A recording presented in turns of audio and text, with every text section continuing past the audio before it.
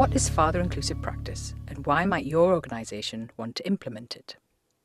In Newcastle, we want to empower services citywide to embed father inclusive practice in the work they do to ensure that dads and male carers have equal opportunities to engage with services and access information and support in the same way as mums for anything that supports them on their parenting journey. Overwhelmingly, it is mothers and female carers who access services both in Newcastle and nationally. As such, these services are often designed primarily with women in mind.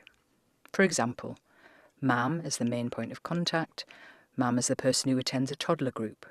The baby changing facilities are only in the female toilets. Posters and other promotional materials feature mothers. The weight of responsibility falls largely on women. But what about dads? Fathers and male carers have a vital role in their children's lives. Statistically, we know that babies, children and young people have better outcomes when they have a positive male role model in their lives. They are able to learn different ways to communicate, play and learn, and are emotionally better equipped for building positive relationships as they grow. Statistics in April 2024 showed that there are 19,122 children under the age of 5 living in Newcastle. So we wonder, where's Dad? Dads and male carers are not hard to reach, but sometimes our services are hard to get to.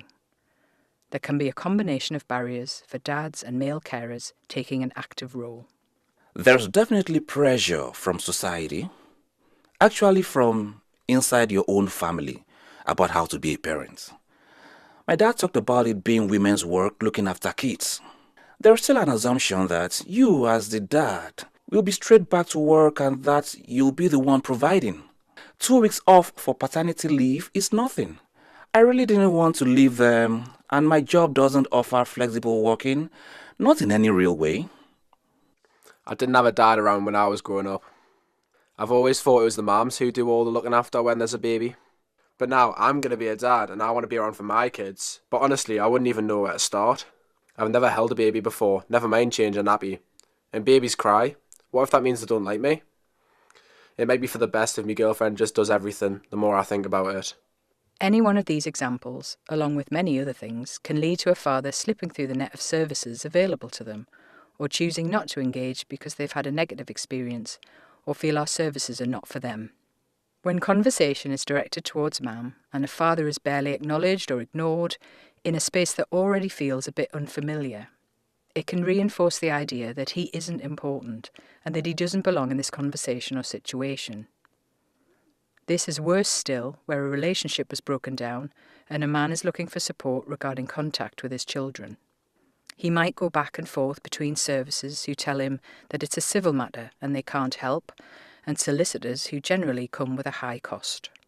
Statistically, a father will keep trying to reconnect with his children for 2 years before he gives up. This doesn't just impact the dad.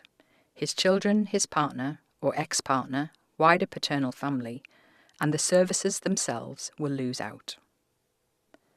But it doesn't have to be like this. Children and Families Newcastle and Barnardo's have developed a father-inclusive practice strategy and have seen the benefits to the whole family as well as professionals who support parents and children.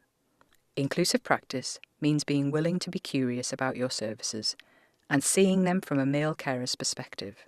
For example, what does your promotional material look like? Are dads directly referenced and included in your delivery content? When talking about pregnancy, labour and birth, for example, do you talk to parents about what that experience might be like for dad? Does your system allow you to capture dad's details as well as mum's? Do you contact dad and share information with him directly? What policies enable or restrict your offer for dads? What are your operating hours, and can they be more flexible? Even small details can help. For example, what colour scheme is your building? Could a dad comfortably change his baby's nappy or take his daughter to the toilet if he was attending your service or a group session? Do you use the word dad? Sometimes family or parent might not be apparent to a father or male carer that this is for them too.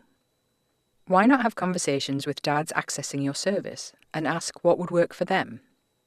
Dads, male carers and professionals can access Newcastle Dads for information and advice too. There is no one-size-fits-all, and not all of these aspects will apply to your service, but even subtle changes can help. I used to like when Dad came to playgroup. Also, he made a handprint into dinosaurs. Daddy's was bigger than mine. The sessions I went to address moms and dads, which I felt was beneficial. It was also great to just play with the little ones without feeling self-conscious. It really takes a bit of stress off me, like. It's meant that we can share it a bit more and that our son has this lush relationship with his dad. To find out more about father-inclusive practice and how you might adapt your services to make them more accessible to all parents, please follow these links.